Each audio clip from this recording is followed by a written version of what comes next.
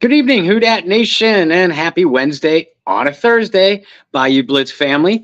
Thank you guys again for being patient with us as we had to. We had to use our infinite power to switch days of the week again. But we are very happy that you are joining your Bayou Blitz podcast on this Thursday night and tuning out Bucks versus Bills. I do believe the Bills are ahead 10-0, by the way, as we go in, and obviously a Buffalo victory would help the New Orleans Saints. But having said that, we are here to talk about your New Orleans Saints. Good, bad, and dramatic. And with that note, I am Bob Rose. I am one of your co-hosts to your Bayou Blitz podcast. Joining me is my equally exhausted, slightly more photogenic partner, Brendan Boylan. Brendan, happy Wednesday on a Thursday. Is it the ring light? Is that what makes me photogenic? Maybe. Is it the setup? Is it the light here and the light here and the microphone? Yeah, I guess maybe. No, exhausted, yeah, but we're always exhausted. If they don't know this by now, then they've never watched this show before. We're always tired. Yeah, right. This is a rare occasion where we're both home, and by both I mean me. But I digress. No, as we were talking before we came on live, it's starting to feel a little bit like reality TV with the New Orleans Saints. I definitely want to dive right into it. Dramatic's a good word. Hey, Eric and Trav and Jerry and Poppy. Good to see everybody here in the chat. Appreciate you guys joining us again on a Wednesday on a Thursday. So let's just dive right into it, Bob, because the biggest news of the week was Chris Olave. Yeah. So I guess we'll start there, and then we'll get to Derek Carr. Olave arrested for going about 70, 75, and a 30. If we're all honest with each other, we have sped at some point in our life. Maybe not to that degree, but we've all sped at that point in our life. And here are my concerns with that, right? Concerns about like a young 20-year-old in a fast car driving fast. Yeah, like you have concerns because it's illegal, but it could be so much worse, right?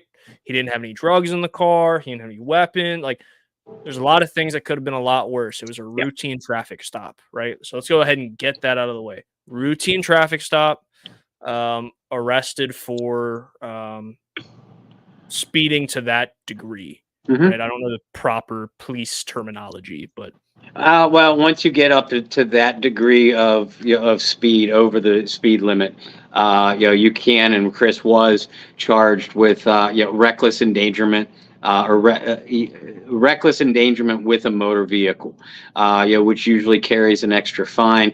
Can carry a jail sentence with it, rarely does.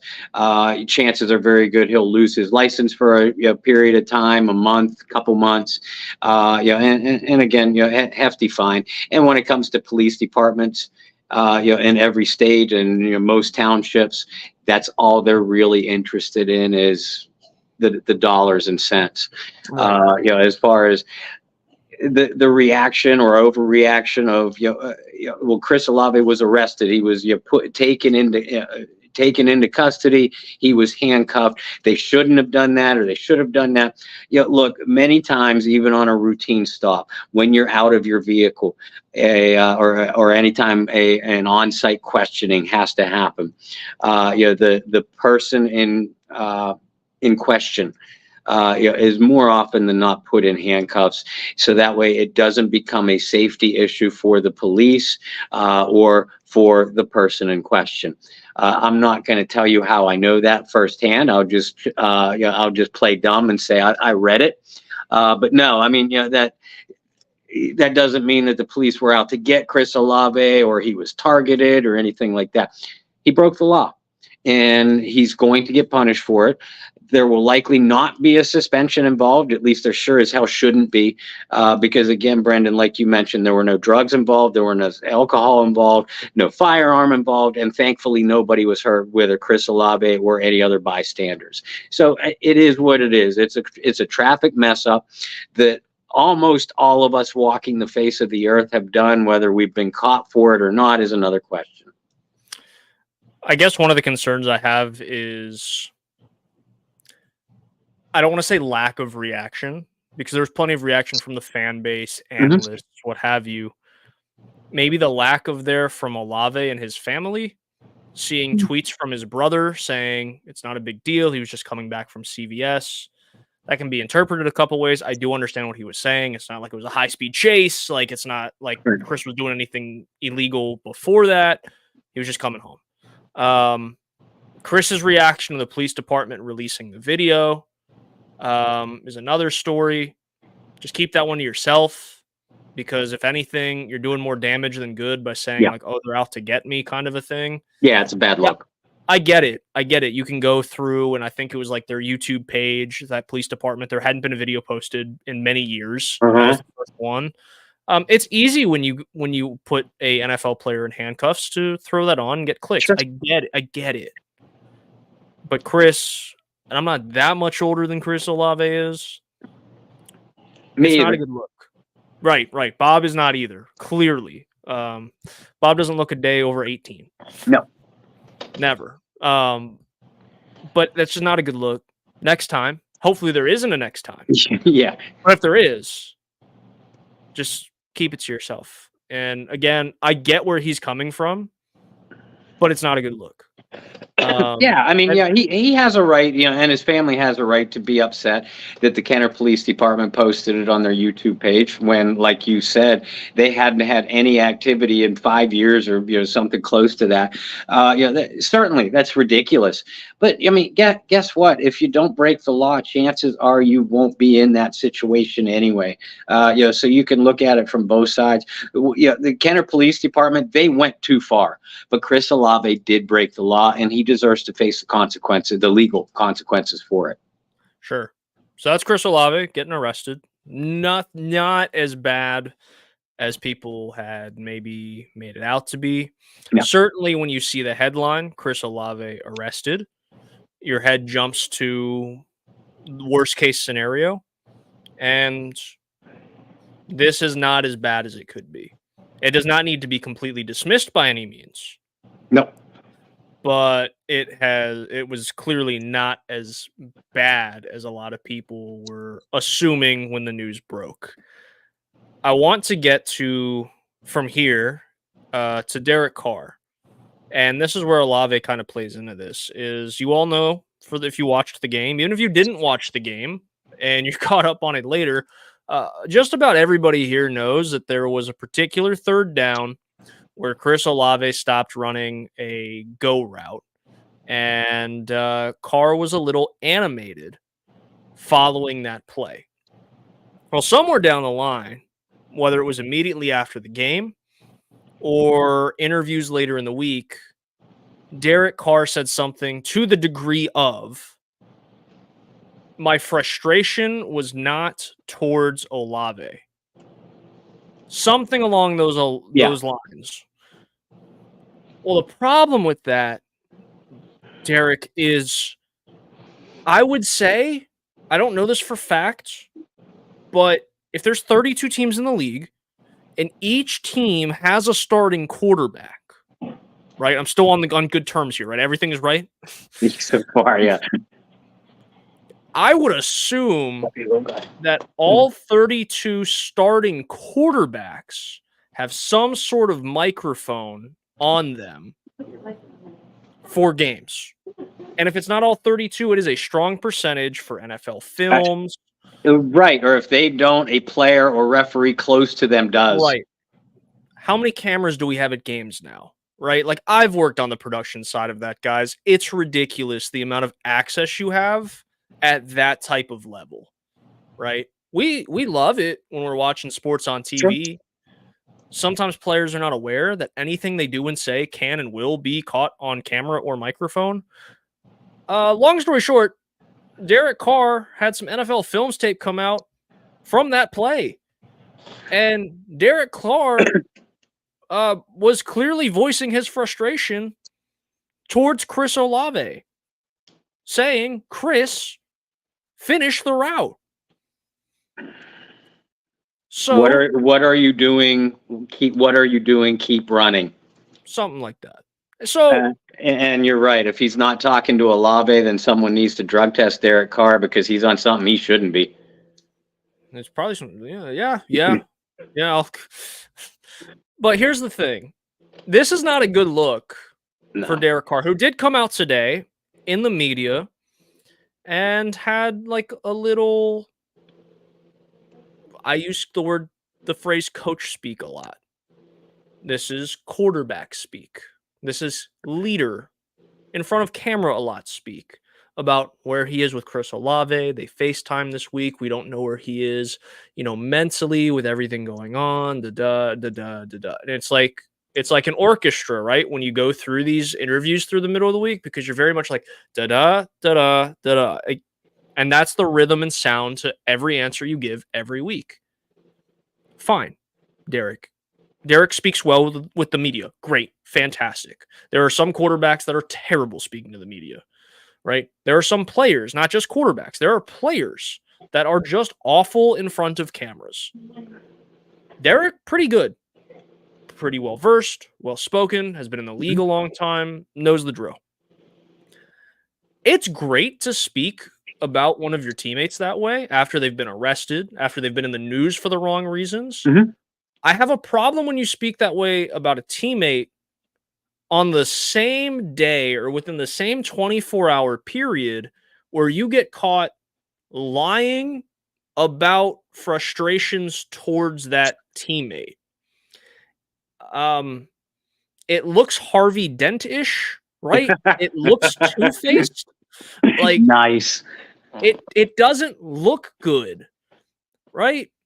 Like, and I've used this example before, but if I was on another podcast or another radio show and I said something like, I had no frustrations or issues with Bob on the Bayou Blitz this week, and I don't know, I put Bob on full screen and I mute myself and I forget to mute myself and like I say something under my breath, right? That never happens, Bob. I never mute myself. But how bad would it look to me to come out and be like, oh no, like Bob and I, like we FaceTime today, we chatted on the phone, like like it wouldn't look good.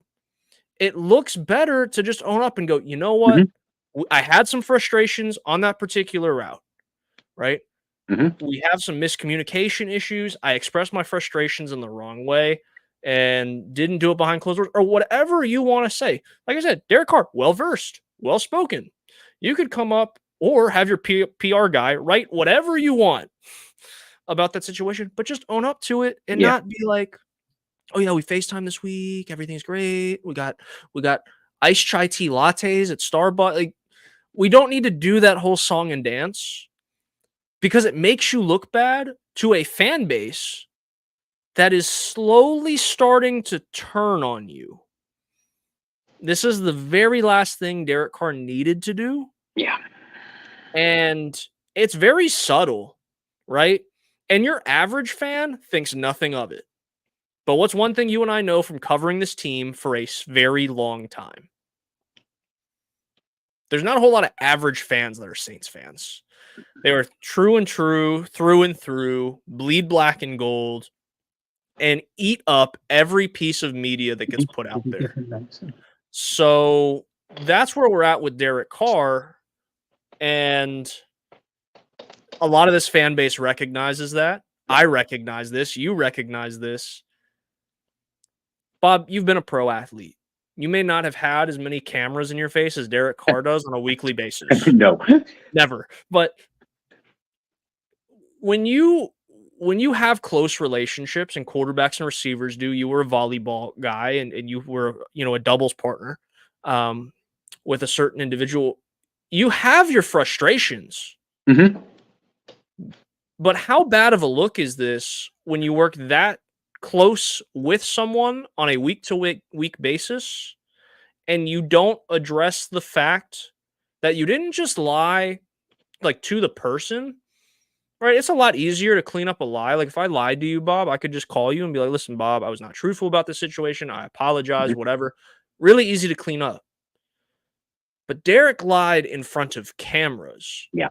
And cameras get posted on Twitter and Instagram and NewOrleansSaints.com and everywhere. Your thoughts to this, and how bad of a look is it on Derek Carr? First of all, I think, and you were talking, during our post game productions on both PSF and the Bayou Blitz over the weekend, that these Saints players, need to have several come to Jesus moments. And I'm positive that Chris Olave and Derek Carr were one of those groupings. Carr as much said so. So as far as getting in front of the cameras and lying, I don't think that will create a lot of waves in the locker room. Because they'd already had their discussions about it, more than likely, and then probably rediscussed it afterward. But if you're trying to win over a fan base who you said is slowly turning, I'm going to say is very rapidly turning on Derek Carr, that's a bad look. For future potential coaches, if Dennis Allen and or Pete Carmichael get let go, at the end of the year or anytime soon, it's a bad look. Because again, Brendan, like you said, Derek Carr quite clearly admonished Chris Olave, eviscerated Chris Olave, in front of an entire stadium, an entire nation, and a field full of football players and referees. Derek should have easily just said, of course you're going to be asked about it after the game. Hey, that's between Chris and I. I let my competitive juices get overflowing a little bit. And you're kind of blowing it out of proportion. Chris and I will handle our relationship. But he got up and lied. No, I wasn't talking to him. The entire country. I mean, you just witnessed the football side of the Zapruder film, basically. The entire country saw otherwise. So no, it's definitely not a good look for Derek Carr. But in that particular instance, it's going to affect him with the fan base a lot worse than it's going to affect him with his teammates. I do believe that I did believe him when he said he and Chris FaceTimed and talked it out. They feel like they're in a good place. I have no doubt. We'll see going forward. If Derek perceives that Chris runs the wrong route or a lazy route again, how's Derek going to react? How's Chris going to react when he doesn't feel like Derek is targeting him enough or, targeting him accurately enough? In other words, are we going to see continued repetition of these same kind of negative behaviors? Because frankly, we've seen a repetition of the same kind of negative behaviors with the entire New Orleans Saints organization for the last year and a half now. So, I'll take a wait and see attitude going forward. But I don't think this particular instance or Chris Olave's arrest, since we're on a similar subject, it's not going to affect either of their statuses in the locker room with their teammates. It's going to affect their standing with the fans a lot more, which is not nearly as important.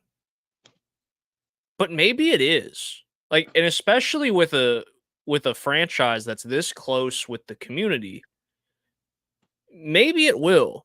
Maybe it is going to be at a point where it's, hey, I don't know if we can trust this guy. And again, this being a franchise that's super close with the community, this being a franchise that has had incredible leaders in the community on and off the field over the last 15 to 20 years. It could get a little messy. Mm-hmm. Now, what's the one medicine to it all? Winning football games, right?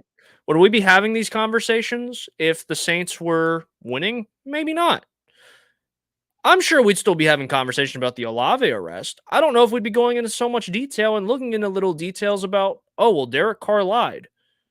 I don't know if we'd be having that part of the conversation. We wouldn't spend 20 minutes on it, like us and most other shows have. That's for sure. Like you said, winning is the magic elixir and cure all for 99% of the problems with this team right now. Yeah. So with that, let's talk about the 99 problems with this team right now. We've had a mini bye week and we've talked a lot about it, right? Here, PSF, we've had our fair share to get some shots in about how we feel about this football team right now. And you know what? Some of that's going to continue because they play the Colts this week. And with all due respect to the Colts, who played a really close game with the Browns this week in the battle of quarterbacks that were relevant 3 years ago, with PJ Walker, who once started for the Panthers, and Minshew Mania, and everybody remembers that in Jacksonville. They played a tight game in maybe the ugliest helmet to uniform combo I've seen. To me personally, the white helmets would have been fine on the color rush jerseys. The white jerseys would have been fine with the color rush helmet. But to mix dark blue and black, did no fashion people at all go, hey guys, these colors clash? Like, we probably shouldn't do that. One of the first rules I got, and this is completely off topic, this is me ranting about a game I watched while I was at the gym on Sunday.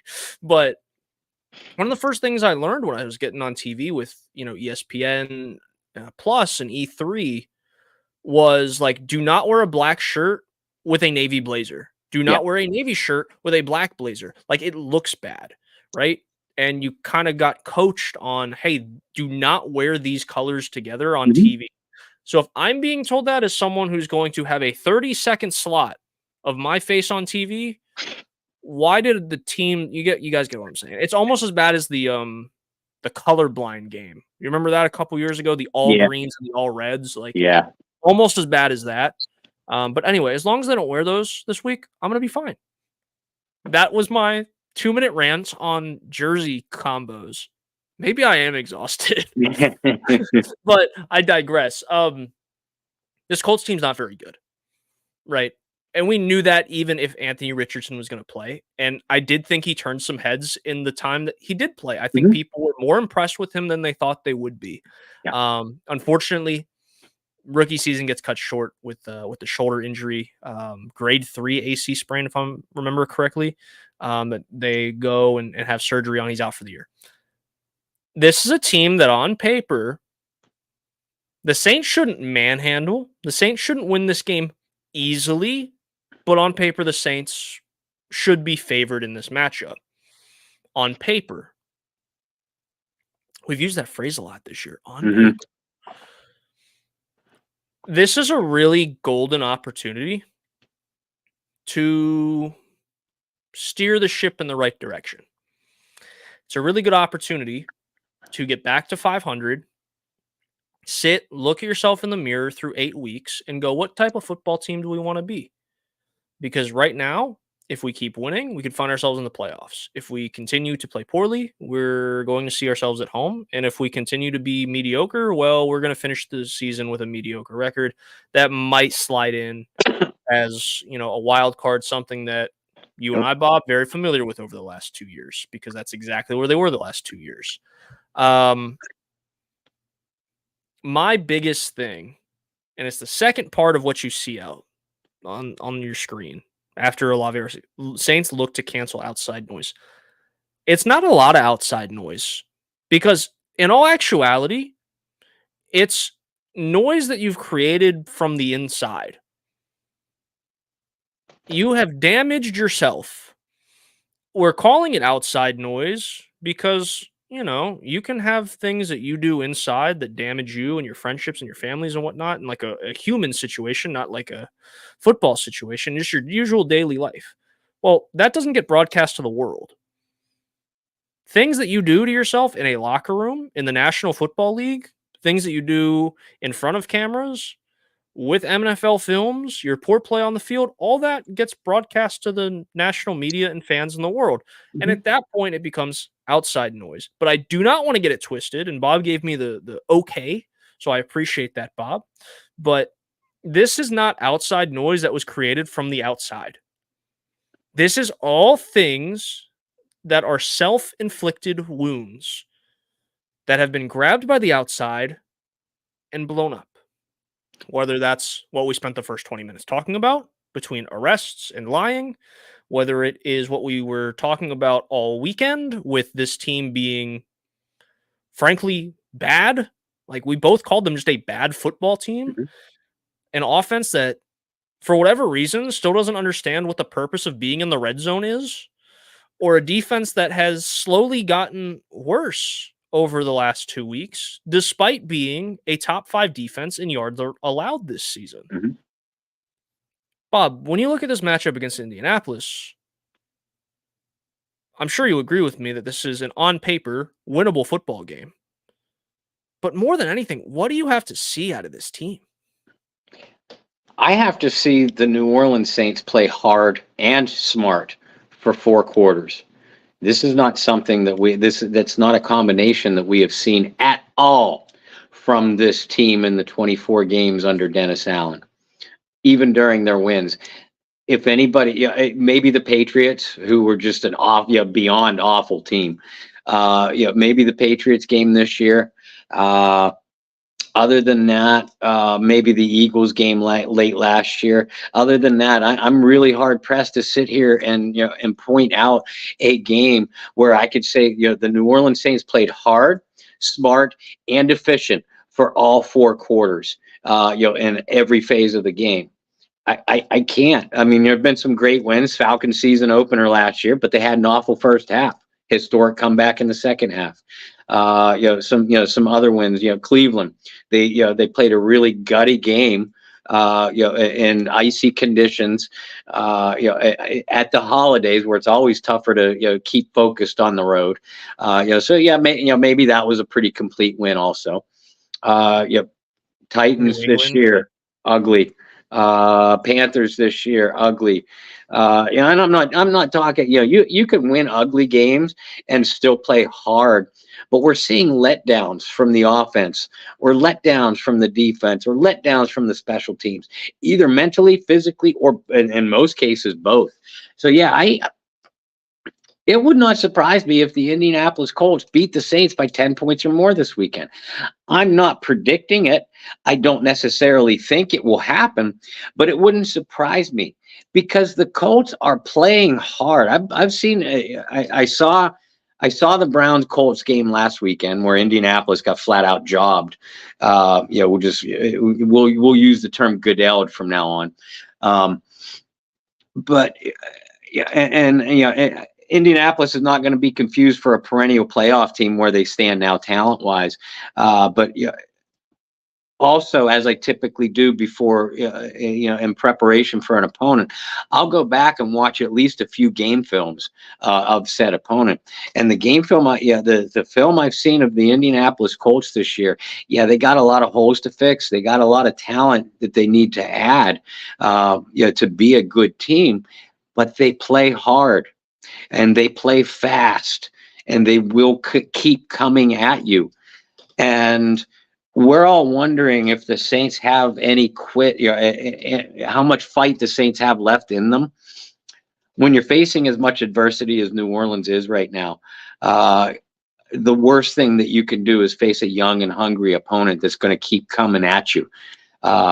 So we're going to find out what kind of fight the Saints have in them, coaches and players alike, because this game worries me. I agree with you, Brendan. On paper, the Saints should win it by a couple of scores, but that's been the case many times this year, and it hasn't happened at all. Many times over the last 20 games? 24. Over the last 24 games, I feel like I've talked about on paper a lot. I feel like I've talked about if you were to sim this game in Madden a lot. That's how it would turn out.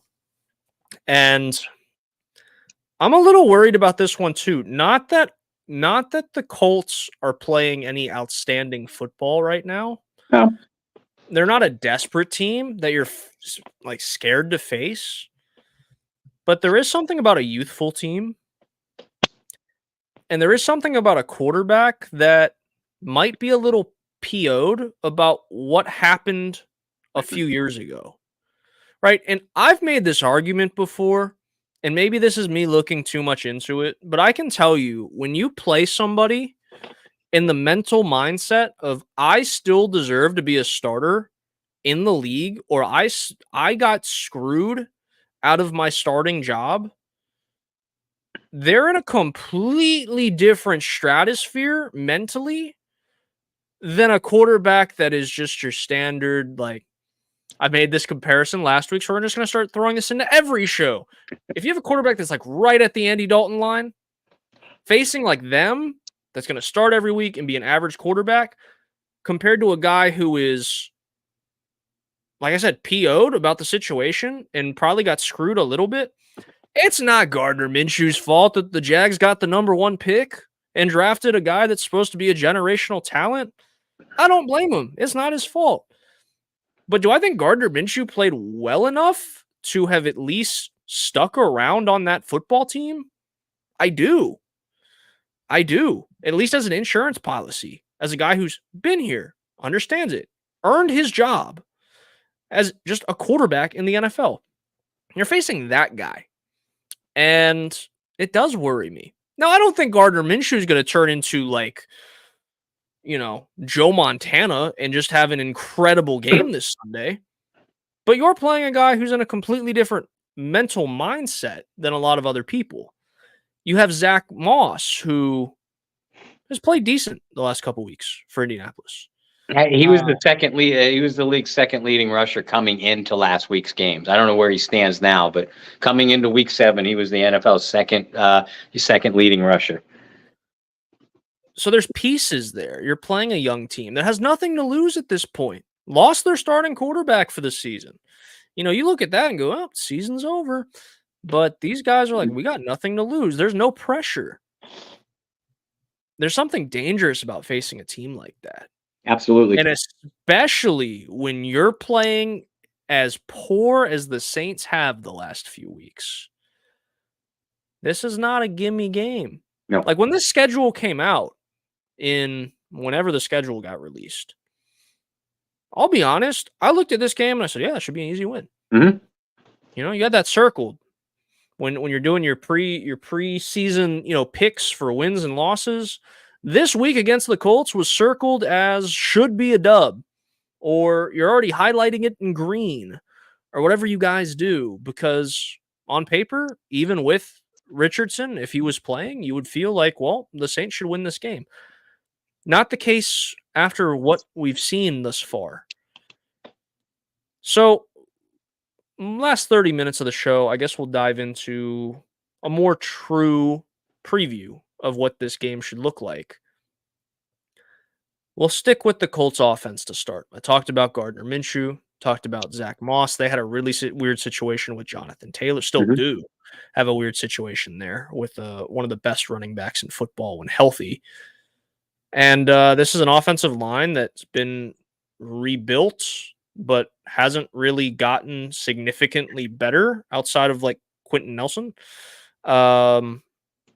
Where do you rank this offense for the Colts? What do you think they do well? What are they going to exploit about this Saints defense? The Colts statistically sit a lot higher than what you would think, even if you watched their games. They're 10th in total yards and 6th in point production. What they do well, I mean, you mentioned Minshew. You and I are both fans of Gardner Minshew. He is. There's a lot of teams that he could start for right now. Obviously he's starting for Indianapolis, but that wasn't the plan going in. What about Minshew is he's a hot and cold quarterback. So if he gets hot, he's a really tough out. For a lot of defenses, and they have some young wide receivers. I love Michael Pittman Jr. He's like the Colts version of Michael Thomas. He's just a physical guy that's going to rough up defensive backs and just get open consistently. Alex Pierce and rookie Josh Downs, they're big play guys. Alex Pierce is a big guy with speed. Josh Downs is a shifty little slot guy that could take it the distance in an instant. The kind of guy that gives Alante Taylor trouble in the slot, by the way. Indianapolis has some really undervalued weapons in the passing game for Gardner Minshew, but the Colts offense is designed to run the football. The Colts offense is designed around read option and RPO plays, mainly because of the athleticism of Anthony Richardson. Now, Richardson is gone, but what I took away from not only watching Colts Browns last weekend, but even the previous two games, where Minshew started the week before, and then Gardner came in for an injured Anthony Richardson the game before that. Indianapolis has not altered their offense a whole lot away from read option and RPO. Now, you're not going to see Gardner Minshew carry the ball nearly as often as Anthony Richardson would, but you did see Gardner make a couple plays with his legs in the last 2 weeks, something that gives the Saints defense nightmares all year long. Indianapolis has two terrific running backs. You mentioned Zach Moss, who's a little banged up, but I think he is going to play on Sunday. And, they're bringing back Jonathan Taylor relatively slowly, in the last 3 games since he's been taken off the physically unable to perform list. But that's a hell of a 1-2 punch that they got back there that can easily soften up defenses, for Minshew to hit those passes over the top to, Downs or Pierce, or, hit the big crossing route over the middle to Michael Pittman. So the Colts have multiple ways that they can beat you. The offensive line, there are a lot of big guys. Again, it's an offensive line designed to run the football, to punish defenses. So they're not real good at pass blocking. That might be a feather in the cap for a Saints pass rush that has been basically non-existent for 2 weeks now. Something that should be a major concern, but God forbid I write about it and people come at me. The Saints defense is this and they're that, and they're not the fault that the team is losing. No, but they ain't helping. They're giving up some crucial plays in crucial moments on the ground and in the air, and that doesn't bode well for, again, a Colts team that has multiple ways that can beat you, and it has a top 10 scoring unit. Offensively. And again, this is with Gardner Minshew, not Anthony Richardson. So even though Richardson's athleticism would frighten you to death if you were a Saints fan, and a fan of their defense, Minshew is also a guy that's been around the block. He's faced this scheme a couple times now. Hasn't had great success, but he's had experience. So I think this Colts offense, could be a real handful for a New Orleans defense that, frankly, I think is reeling a little bit. The one counter argument I will make to support Bob with some of the people that come out and say what I said earlier. Well, the Saints are a top 5 defense in terms of yards allowed, and they are. And the Saints defense this and the Saints defense that. The issue with the Saints defense the last 2 weeks has not been yards allowed. It has not been things that show up that directly impact those statistical categories in which they rank very high. The issue with the Saints defense is situational, right? And that's with anything.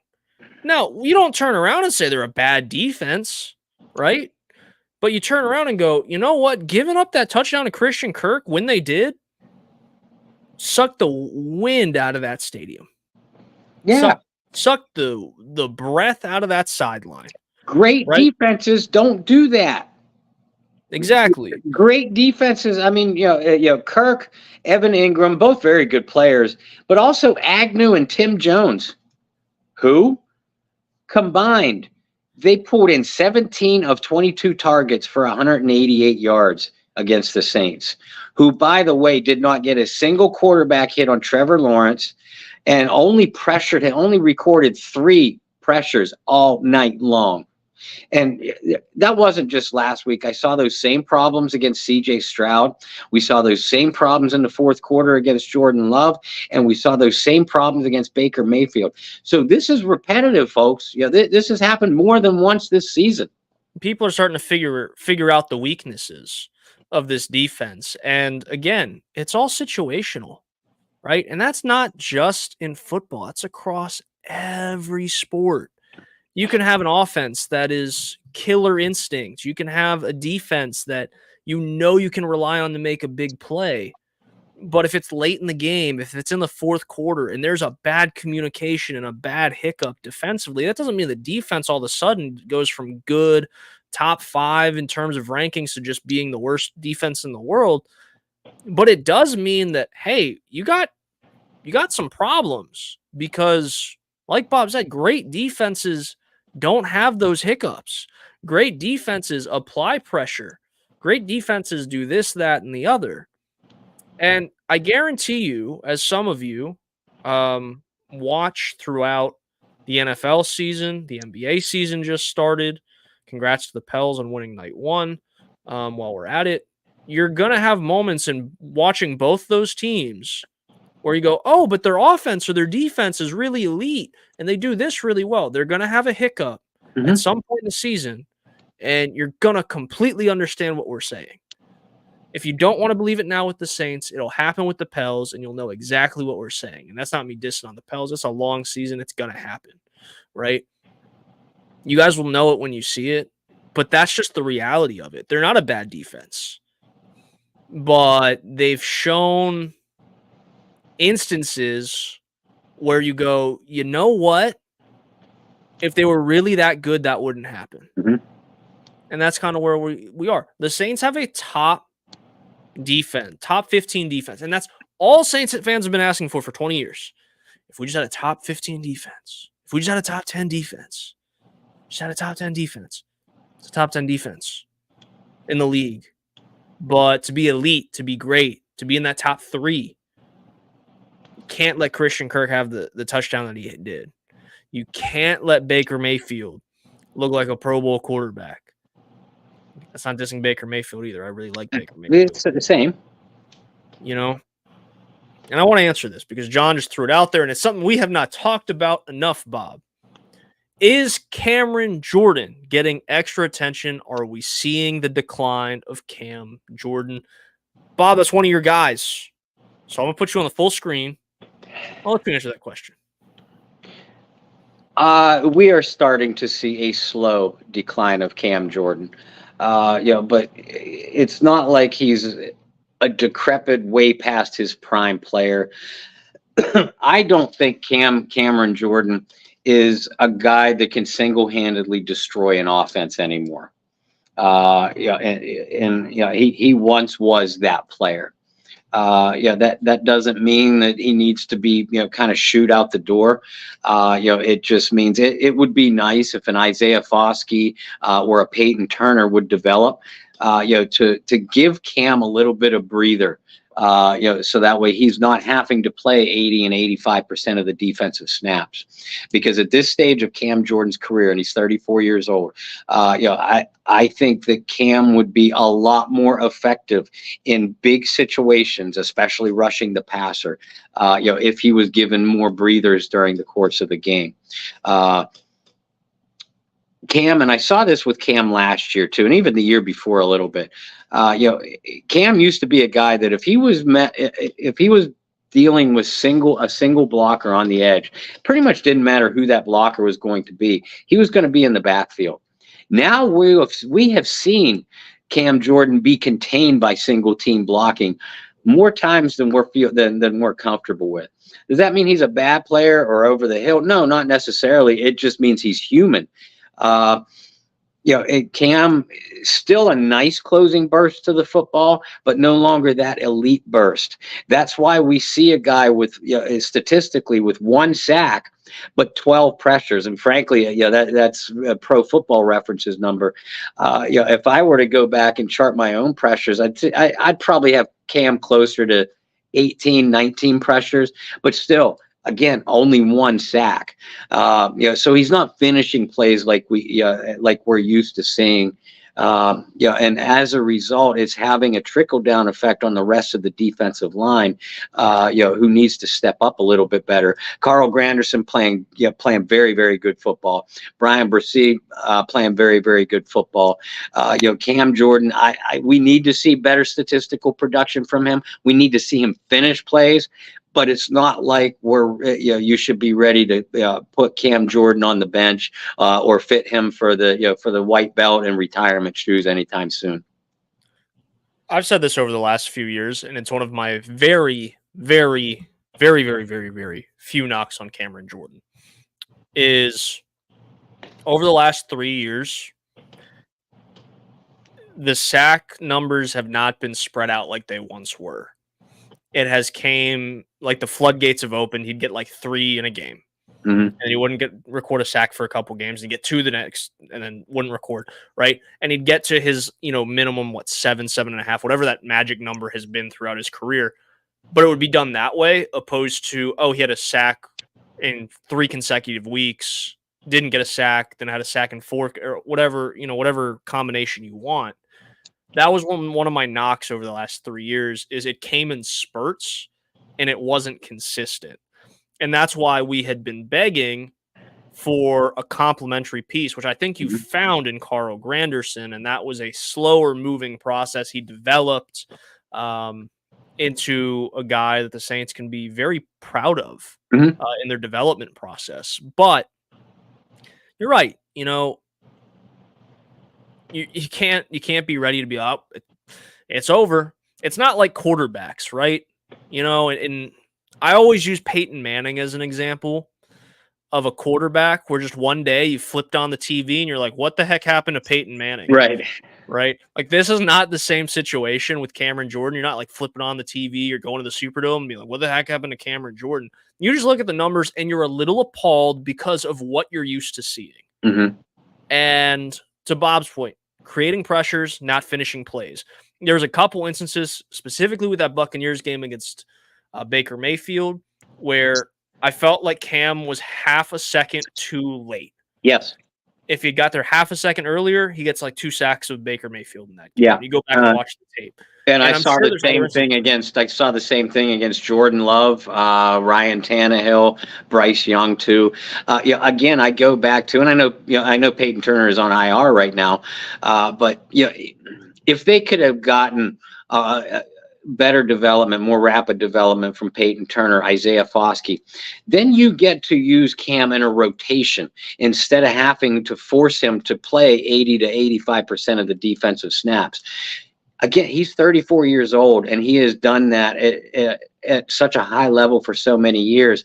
The body is inevitably going to wear down, and that's why we are seeing Cam Jordan a half second slow, especially late in ball games in the fourth quarter, because he's wearing down. It's just it's inevitable, and it's a fact of life. He's going to be and I have always said I hope this is not a guy that ends up being somewhere else, right? Yeah. You want him to see in black and gold all the way through, but you want to talk about a guy who, if he gets to a point where he wants to ring chase, would be a perfect candidate as a pass rush specialist for a championship football team. Exactly. It's Cameron Jordan. And that's where he's going to be in the next 2 years. So if you can get Foskey and Granderson to continue to, Granderson can continue to play the level that he has, Foskey or Turner or both to develop enough, yeah, Cam's going to find himself in a good place.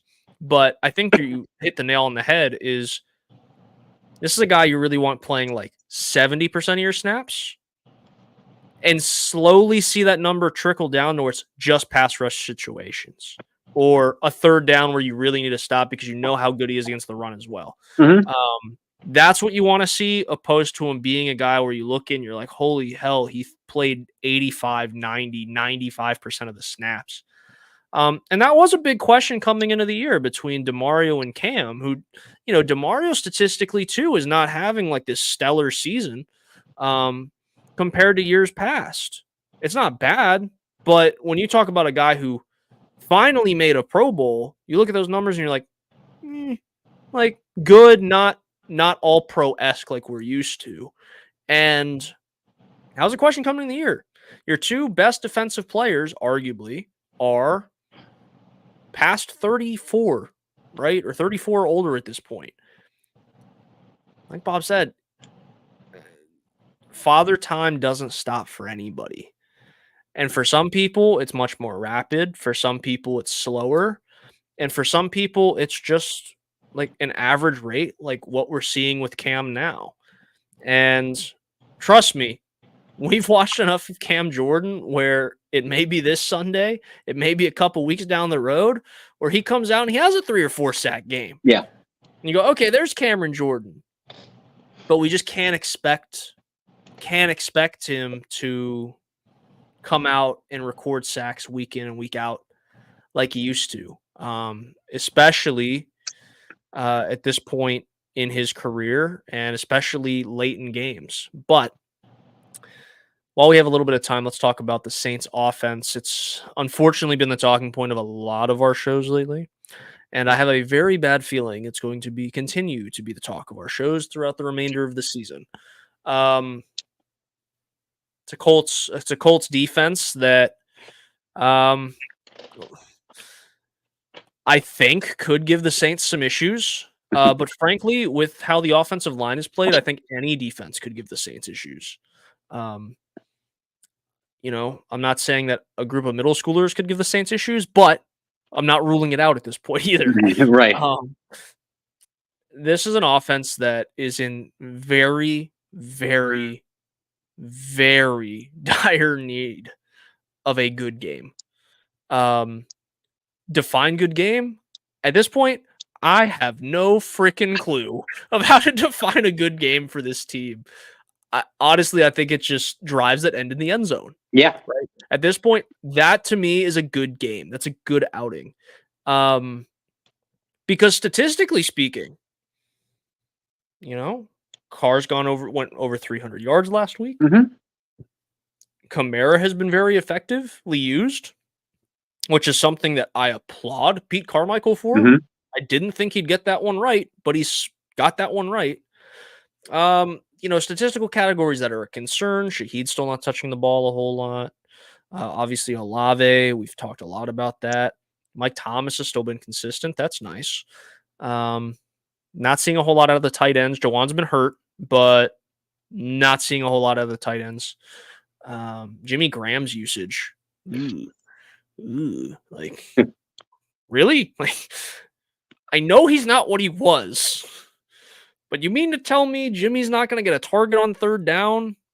Jimmy's not going to get a target in the red zone? Please? Like, he's 6'7". Like, please? Yeah. But for the offense to have a good game, like I said, I think it all is, can they get the ball in the end zone? Yeah. Looking at this on paper, Bob, watching the film that you have, is this a Colts defense that you feel the Saints could go up and have a good game against? Yeah, absolutely. First, Indianapolis ranks 22nd in total defense, as far as total yards. They are 30th in points allowed.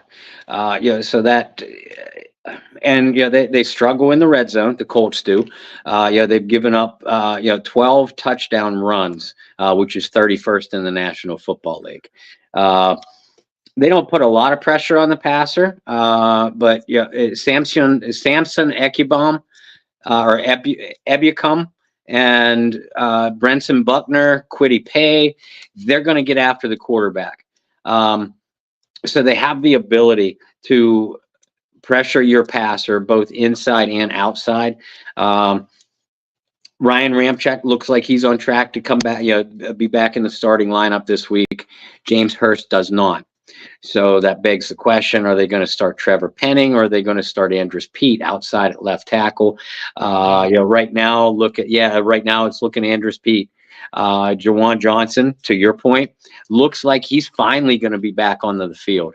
And what I've seen from the Colts, they are very physical up front, extremely physical, which surprised me because they have a lightweight defensive front outside of Brenson Buckner, or I keep saying DeForest Buckner. They're not real athletic in pursuit.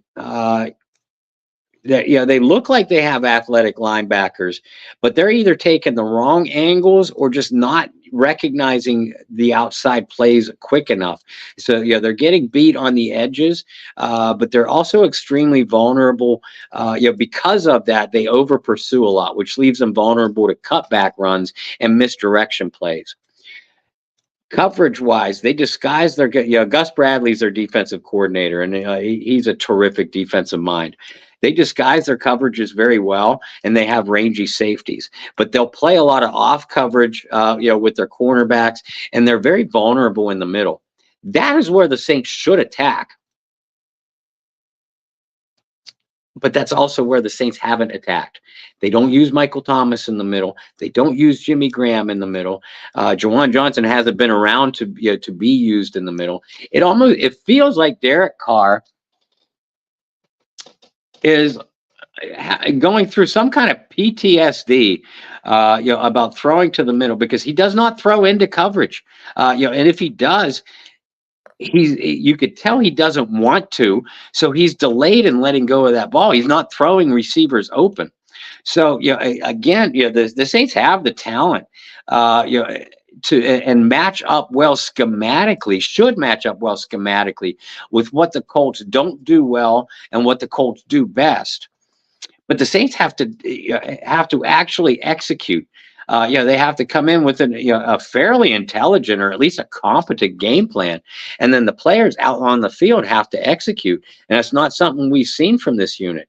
I'd love to see some more up tempo. We saw New Orleans be extremely successful with that in 3 different drives. So if the Saints were smart, they would come out up tempo to try to get the Colts off balance, to see how they react, and then adjust to that going forward. But as long as Pete Carmichael is your offensive coordinator and a gun-shy Derek Carr has been your quarterback, we'll see. The things with Derek Carr have been, particularly your points over the middle of the field, have been extremely confusing to me, because when you throw on tape of Derek Carr in his first 9 seasons with the Raiders, I mean, look at some of the weapons he had to use over the middle of the field, and you're looking around, you're going, what happened? This is a guy that was a perfect match in the Saints offense. Short, intermediate, some deep shots. Short, intermediate, over across the middle. I mean, do we need to go through the list of guys he's like? It's not a long list of guys he's had there, but like Hunter Renfrow does most of his damage where? When he actually plays, because now the Raiders aren't playing Right. him, and I don't get that either. Darren Waller, right? Did most of his damage where? If you really want to look, go and look at that first game in Vegas against New Orleans, and see where Derek Carr was tearing the defense apart. It doesn't make sense to me.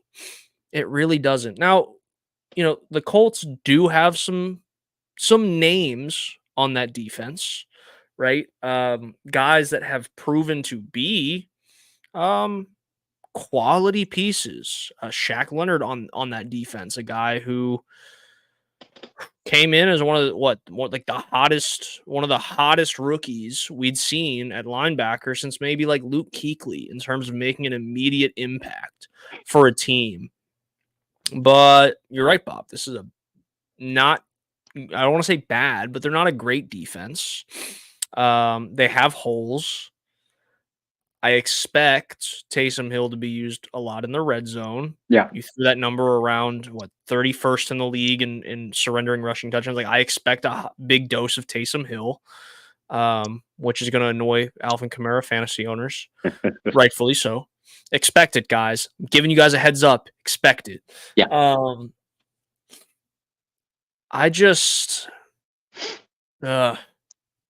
This offense is really frustrating, and it's frustrating that we've had to talk about it for this long too. But let's get into some predictions, and then obviously we'll give you guys where you can follow us and PSF and all that stuff.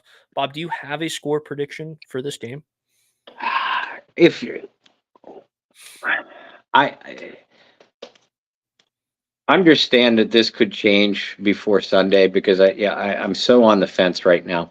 Mm-hmm. Uh, I do believe the Saints win this game. It should be by a couple of scores. But the Saints being the Saints, I think it's going to be close.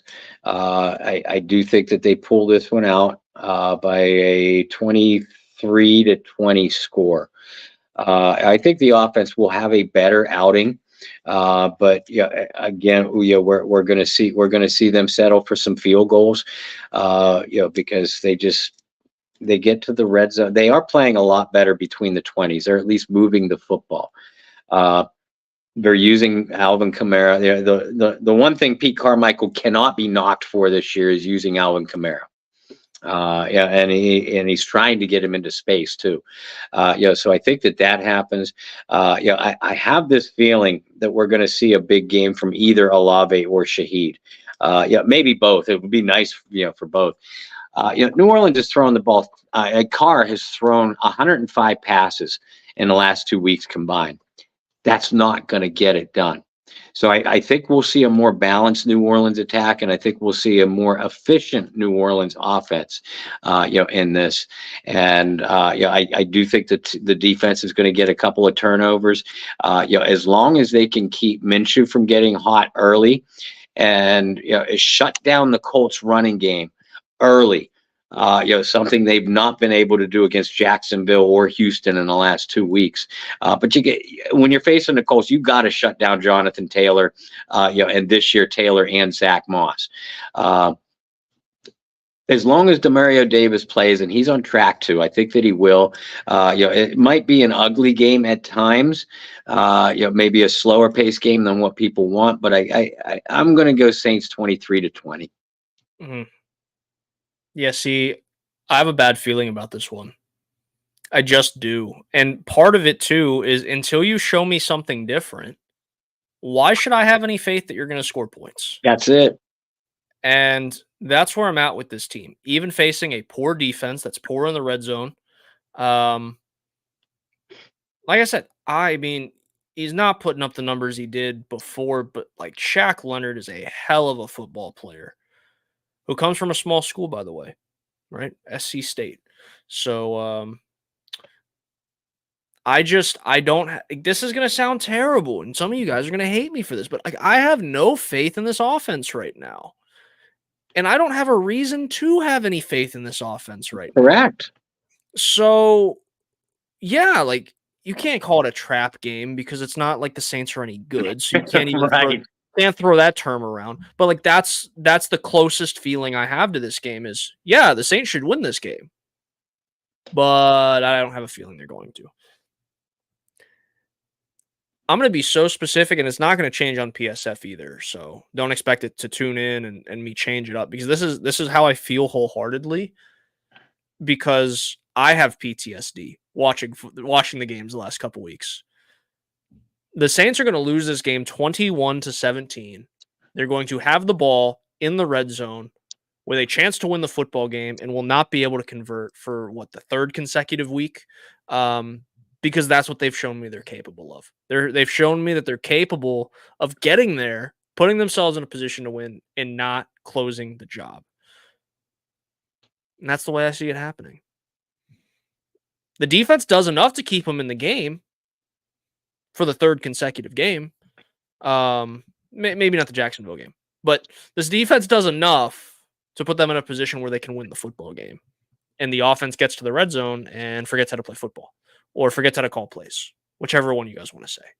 But on a more happy note, we're going to talk about this one. All right? Because I told you guys we had a plan to give this away to you guys on YouTube because we have not done a YouTube giveaway. So all you guys watching through Facebook and Twitter, this does not pertain to you. I guess unless you go and unless you just open up YouTube as a tab and you're watching on YouTube, and then it pertains to you. So what we're saying is go watch us on YouTube. But anyway, YouTube viewers, we haven't given away football for you guys. We did one on Facebook. We did one on Twitter. So the third and final one goes to you. This is what we're going to do. Next week. Hello, dog. Was that the dog? Yeah. What's up? So good. All these shows, I hadn't heard a peep, and now I get one. So thanks for making a peep on show like 68.